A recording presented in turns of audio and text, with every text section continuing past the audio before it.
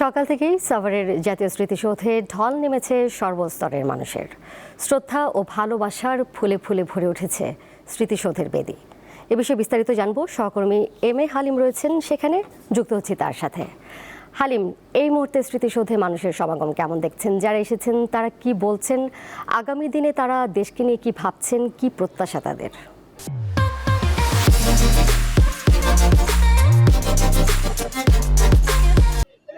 এই মুহূর্তে কিন্তু জাতীয় স্মৃতিসৌধে আমরা যে চিত্র দেখতে পেয়েছি দোলা, সেটি হচ্ছে যে একেবারে ব্যতিক্রম। যে বিগত দিনে যে আমরা দেখতে পেতাম এখানে 12টার পরপরই কিন্তু একেবারে লোকজন সেটি অনেকটা কমে যায়, কিন্তু আমরা যে বিষয়টি আজকে দেখতে পেলাম সেটি হচ্ছে যে বেলা বাড়ার সঙ্গে সঙ্গে কিন্তু এখানে শ্রদ্ধা জানাতে মানুষের ভিড় বাড়তেই আছে। এবং একটু আগে আমরা দেখতে পেয়েছি বিভিন্ন রাজনৈতিক দল এবং সাধারণ মানুষ এবং বিভিন্ন সাংস্কৃতিক সংগঠন তারা কিন্তু এই জাতীয় স্মৃতিসৌধে এই জাতির বীর সন্তানদের শ্রদ্ধা জানাতে তারা এখনো আসছেন।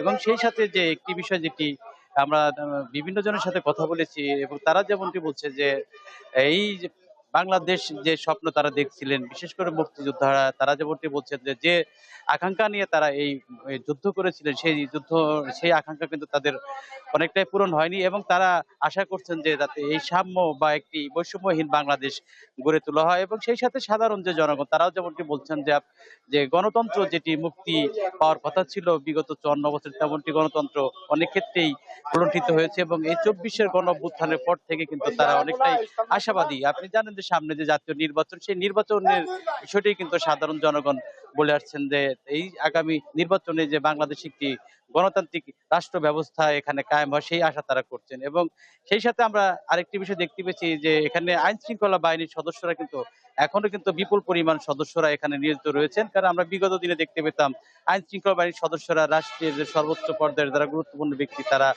শ্রদ্ধা নিবেদন পরপরই তারা অনেকটাই এখানে ফাঁকা হয়ে যায়। কিন্তু আমরা বেলা বাড়ার সঙ্গে সঙ্গে আমরা দেখতে পেয়েছি যে এখানে ঢাকা জেলা পুলিশের সদস্যরা এবং সেই সাথে অন্যান্য যে আইন শৃঙ্খলা বাহিনীর সদস্যরা সাদা পোশাকধারী তারা কিন্তু এখনো এই জাতীয় স্মৃতিসৌধে তারা এখনো অবস্থান করছেন। সব মিলিয়ে এই ছিল আমার কাছে সর্বশেষ। দোলা। হালিম, আপনাকে ধন্যবাদ।